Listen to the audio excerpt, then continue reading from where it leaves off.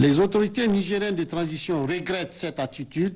d'une certaine communauté internationale qui consiste à manifester sa solidarité vis-à-vis de quelques politiciens du régime dessus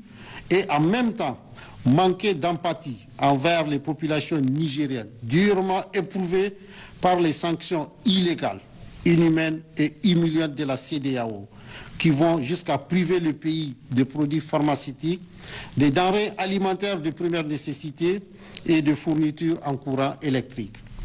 Le CNSP et le gouvernement de transition saluent la résilience et la solidarité du peuple nigérien qui fait preuve d'une grande dignité face à cette épreuve, dont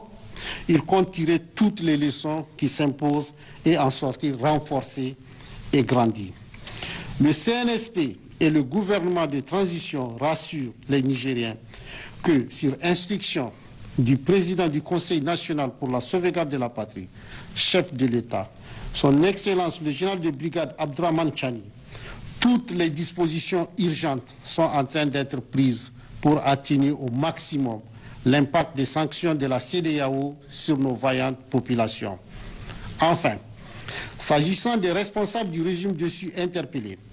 le CNSP et le gouvernement de transition réaffirment leur ferme volonté de respecter nos lois et règlements, ainsi que les engagements du Niger en matière de droits de l'homme, et ce faisant, de les traiter avec humanisme, conformément à nos valeurs traditionnelles et religieuses. En ce qui concerne le cas précis du président déchu, le CNSP et le gouvernement de transition invitent toute personne de bonne volonté,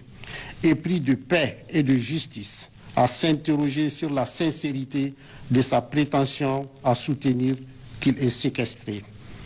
Alors même que les militaires n'ont jamais investi sa résidence présidentielle et qu'ils disposent encore de tous les moyens de communication. En outre, le CNSP et le gouvernement de transition rappellent que le président déchu reçoit régulièrement la visite de son médecin et que la dernière visite de ce dernier remonte au samedi 12 août 2023 de 11h30 à 15h. Aussi, après cette visite, le médecin n'a soulevé aucun problème quant à l'état de santé du président déchu et des membres de sa famille,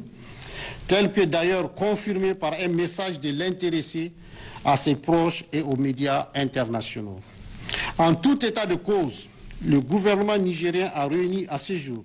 les éléments nécessaires de preuve pour poursuivre devant les instances nationales et internationales compétentes le président déchu et ses complices locaux et étrangers pour haute trahison et atteinte à la sûreté intérieure et extérieure du Niger suite à ses échanges avec les nationaux, des chefs d'État étrangers et des responsables d'organisations internationales.